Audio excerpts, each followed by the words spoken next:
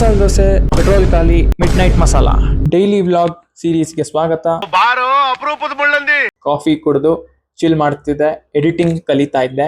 ಅರ್ಥ ಆಗ್ತಿಲ್ಲ ನನಗೆ. ಹಂಗೆ ಕಾಫಿ ಕಟ್ಟೆಗೆ ತಿಂಡಿ ತಿನ್ನಕ್ ಹೋಗಿದ್ವಿ. ಅಲ್ಲಿ ಮಸಾಲೆ ದೋಸೆ, ಘೀ ರೋಸ್ಟ್ ಎಲ್ಲ ತಿಂದು ವಾಪಸ್ ಮನೆಗೆ ಹೊರಟ್ವಿ.